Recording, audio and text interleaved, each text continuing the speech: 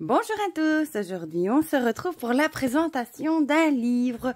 Un livre que franchement je trouve vraiment très chouette. C'est une super idée d'avoir créé un livre comme ça.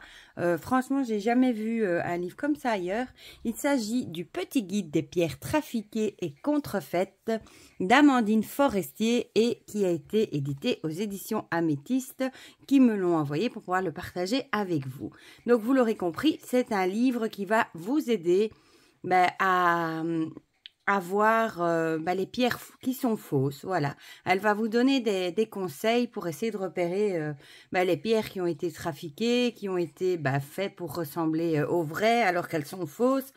Elle va vous donner plein de petits conseils pour essayer de ne pas vous faire rouler, entre guillemets. Voilà, et ça, je trouve ça super bien. Déjà, c'est un tout petit format, vous voyez, par rapport à ma main. Je peux vous montrer par rapport à une carte de tarot, si vous voulez. Comme ça, vous voyez. C'est un livre qu'on glisse facilement dans le sac. Voilà, je vous montre. Regardez, par rapport au radiant, vous voyez, c'est presque... C'est un peu plus grand qu'une carte de tarot, mais c'est pas un énorme format. Voilà. Donc, on va lire ensemble ce qui est écrit au dos. Alors, vous êtes-vous déjà demandé comment différencier une vraie citrine d'une fausse? Saviez-vous que la pierre de soleil nommée rivière d'or n'était qu'un vert teinté et la merlinite, l'appellation commerciale pour désigner une chalcédoine adentrite? Alors, quand on découvre les pierres, il peut être difficile de démêler le vrai du faux. Entre les minéraux trafiqués pour des raisons esthétiques ou les pierres miracles inventées chaque année, pas de panique cependant. Le petit guide des pierres trafiquées et contrefaites sera votre compagnon de route dans l'acquisition de vos futurs cristaux. Apprenez à reconnaître une pierre naturelle d'une trafiquée. Découvrez les contrefaçons, opalines, fausses citrines, obsidiennes bleues, les plus courantes, ainsi qu'un tableau exhaustif de toutes les appellations commerciales et des véritables noms minéralogiques cachés derrière ces promesses de miracles inouïs. Voilà, donc au prix de 8,95 €. En plus, petit format, petit prix. Voilà, donc on a une belle couverture glacée, cartonnée. Il est bien sûr tout en couleur. Alors, le sommaire, on a une introduction, un petit lexique. Puis on a chapitre 1, identification des minéraux, quelques conseils. En chapitre 2, les fausses pierres. En chapitre 3, les pierres trafiquées. En 4, les fausses appellations. Et en 5, quelques réflexions autour des pierres trafiquées. Donc on a une petite préface.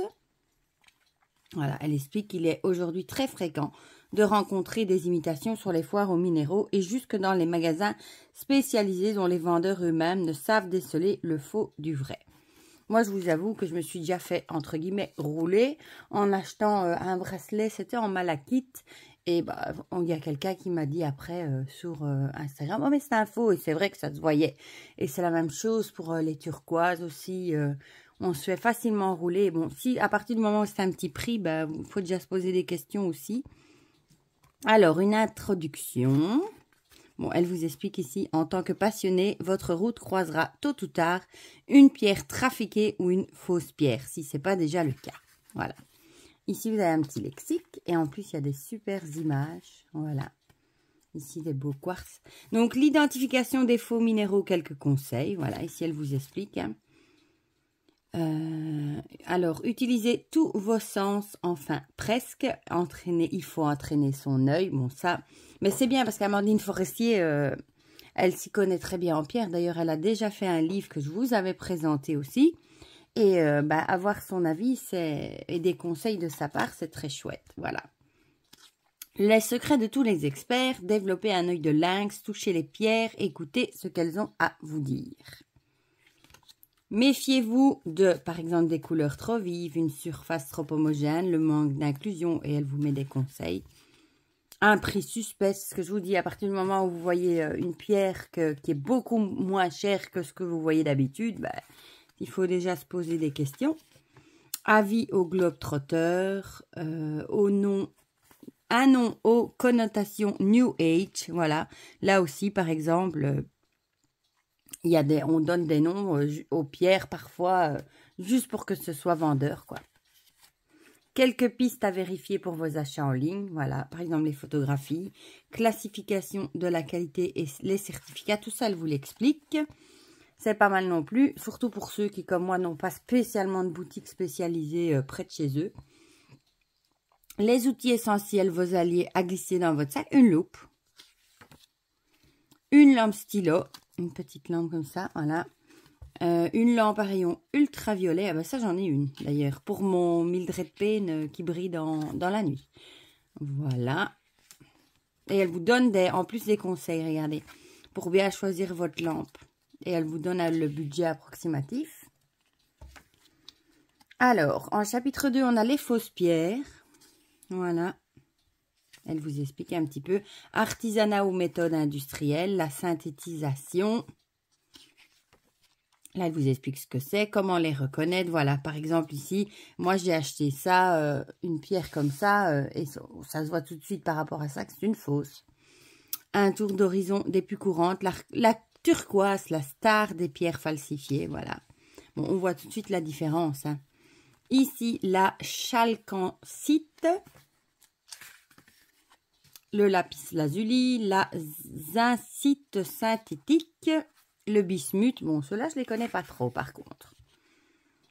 Les autres pierres, ici, elles vous donnent les plus courantes.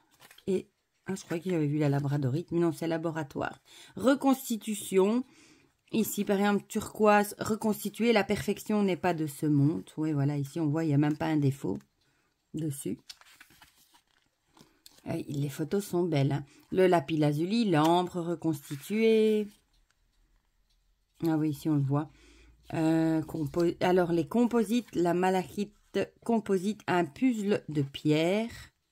Ici, on voit fausse, vraie. Ça se voyait dans le bracelet que c'était faux. Hein. Que j'avais la stitchite, bon, j'arriverai pas à le dire, la stitchite, la turquoise composite. Alors, les doublets, elle vous explique à chaque fois ce que c'est. Hein.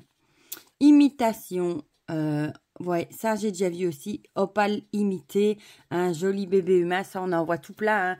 Couleur bleu très clair, comme ça avec des reflets, et on voit tout de suite comme ici, opale Gilson, on voit hein, que c'est du faux, c'est du vert.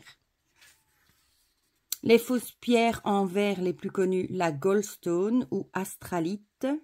Voilà, ici elle vous met un exemple, la moldavite. Ici. L'opalite. Le faux quartz, ben voilà. Ça par exemple, on en voit beaucoup dans des colliers, des bracelets. Et on vous met que c'est des opales et ça n'est absolument pas... déjà le prix, une opale, une vraie, c'est nettement plus cher que ces faux bijoux en fait. Hein. Les faux quartz. Ensuite, on parle des céramiques. C'est vraiment chouette, franchement, résine et plastique. Quelques imitations célèbres. L'ambre imité. Voilà, vous le voyez ici. Fausse ambre, oui, ceux-là où il y a des fameux insectes là dedans. J'ai déjà vu ça aussi passer. Fausse malachite, ben voilà, c'est ça, ces fameux bracelets. Voilà. Fausse opale en plastique, bah oui, ça c'est ce que je dis. Il y en a énormément. Les DIY pour créer vos pierres à la maison. Ici, on a les pierres artificielles. Obsidienne bleue, par exemple. Voilà, ici, elle vous montre. Et c'est bien parce qu'il y a des photos pour comparer les vraies des fausses. Quartz artificiel. Oui, ça aussi, j'en ai déjà vu des multicolores, couleurs arc-en-ciel. La céramiquite, le cristaux d'Andara. Franchement, il fallait y penser de le faire, un livre comme ça, parce que ça va vraiment aider. Chapitre 3, les pierres trafiquées, du coup. Traitement chimique ou mécanique de la main de l'homme. La chauffe. Oui, ça, on va surtout parler des citrines aussi. Hein. Accentuation et amélioration de la couleur. Par exemple, apatite chauffée. Et ici, elle vous montre une chauffée, une normale, enfin, une brute, une roulée. L'aigle marine chauffée, pareil. La cornaline chauffée, par exemple. Et elle vous donne pour la reconnaître ses lieux de prédilection. La tanzanite, la reine des coups de cœur. Alors, changement de couleur. Là, on parle améthyste chauffé, hein, alias la fausse citrine. Et on le voit ici. Voilà. L'œil de taureau, un cousin cuivré et chauffé de l'œil de tigre. Amélioration de l'aspect, changement de l'aspect de la pierre. Le rôle des UV sur les pierres. Irradiation, technique moderne utilisée dans le monde des pierres pour améliorer leur aspect.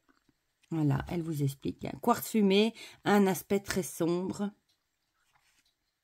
Voilà, ici on a la fluorite, ici aussi. Les pierres traitées, difficiles à reconnaître, topaz, aiguemarine, tourmaline, scapolite. La teinte, donc la couleur, hein, une petite réflexion. Amélioration ou changement de couleur. Ici on va parler de l'agate, le lapis lazuli, l'okénite. Gypse et halite, imitation d'une pierre, l'agate se déguise. Par exemple, ici, une agate teintée avec une agate. Hein, et la houlite se fait passer pour une turquoise. Ah oui, houlite teintée en turquoise. Ah oui, carrément. Donc, on fait carrément passer une pierre pour une autre. Et je me demande si j'en ai même pas une comme ça, d'ailleurs. Je crois bien. Il faudra que j'aille vérifier. Les jaspes se maquillent. Montage et fabrication. Là, on va parler des géodes de galène. L'attrape touriste marocain. Ah, c'est ça en fait. Montage indien le plus trompeur. Ici, la spilite et apophilite. Géode du mortiérite. Stalactite de malachite, pas toujours très fin. Ouais, donc même là-dedans, il y a encore des arnaques dans les géodes. Dépôt et enrobage. Amélioration de l'aspect de la pierre. Oui, voilà, c'est ça, ce fameux quartz que je vous dis là. Arc-en-ciel. C'est exactement ça. Changement de l'aspect de la pierre avec des dépôts métalliques. Ouais, c'est exactement ça. Quartz aqua, ça aussi avec des reflets. Hein. Façonnage, donc là, c'est la façon de tailler la pierre. Les fausses appellations. Avec des faux noms du coup, et définition, les appellations les plus trompeuses, voilà. Par exemple, Angel Aura, quartz traité artificiellement par enrobage, présentant une couleur blanche avec des irisations de surface. Voilà, pour en montrer qu'une. Et vous voyez, il y en a plein. Goldstone, Larimar de Chine, Quartz Aura, oui, ça voilà. Obsidienne verte. Quartz titane, Super 7, ah ben, j'irai lire après. Il y en a que j'ai déjà vu passer. Les appellations courantes, par exemple l'angélite, en fait le nom de la pierre c'est une anhydrite. Ah, le diamant de Herkimer, c'est un cristal de roche biternée. Voilà. Œil de chat, ça j'ai déjà vu, mais ça c'est plutôt dans les bracelets, il me semble. Pierre de lune arc-en-ciel, c'est une labradorite blanche. Un petit zoom sur l'améthyste et ses cousines. Mise en garde, zoom sur le jade et ses avatars. Voilà, ici on a aussi plusieurs couleurs. Zoom sur la turquoise et ses sosies. Ah, la chrysocole, parfois nommée turquoise africaine. C'est vrai que c'est ressemblant, hein, regardez. Elle y ressemble. Zoom sur la battle entre la pierre de lune et la labradorite blanche. C'est vrai qu'on ne sait pas trop, hein, parce que moi j'ai déjà vu les deux et je ne sais jamais faire la différence. Donc ici, ben voilà, c'est expliqué. Quelques réflexions autour des pierres trafiquées. Ici, elle vous explique le cycle des roches. Auprès des hommes. Ne cédons pas à la panique. Achetez vos pierres chez une personne de confiance. Ne jetez pas vos pierres trafiquées. Ah, ben voilà. Savez-vous que certains collectionnent les pierres trafiquées? Ah ben oui, voilà. C'est vrai qu'il y a des gens, on collectionne de tout maintenant. Une petite conclusion, une bibliographie, des sites internet, des remerciements. Et alors, on a les fameux crédits photo. Et ben voilà, c'est celui-ci, la protection par les pierres qu'elle a fait également, que je vous ai présenté, que j'aime beaucoup, avec les pierres noires, hein, que vous pouvez utiliser pour vous protéger des mauvaises énergies. On parlait de la tourmaline, de l'obsidienne œil céleste, enfin il y en avait plusieurs, voilà, et de la labradorite, évidemment l'œil de tigre, enfin et d'autres aussi, et ce livre est vraiment magnifique. Le dictionnaire de lithothérapie holistique qu'on ne présente plus, hein, c'est un livre à avoir si vous aimez la lithothérapie. Voilà, révélez votre potentiel par vos pierres. Celui-là, je ne l'ai pas encore, mais je l'ai déjà repéré. Il n'est pas encore sorti, je crois. Et il est déjà sur ma wishlist et mon journal de lithothérapie. Voilà, voilà. Franchement, il est vraiment génial. C'est une super bonne idée d'avoir fait un livre comme ça pour nous aider. Bon, elle, en tant que spécialiste, de nous partager ses conseils pour éviter d'acheter des fausses pierres, des choses, et puis nous éclairer un petit peu là-dessus aussi. En plus, le format est petit et le prix est petit aussi. Voilà. Du coup, dites-moi en commentaire ce que vous en pensez. Si vous trouvez aussi que c'est une idée géniale pour vous aider à voir les vraies des fausses. Si vous avez craqué ou pas, dites-moi tout ça dans les commentaires. Dites-moi aussi, moi j'en ai jamais vu avant des livres comme ça, hein, pour aiguiller sur les fausses pierres.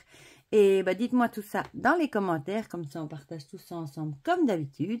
Pour le reste, je vous fais plein de gros bisous et on se dit à très vite pour de prochaines vidéos. Bisous bisous.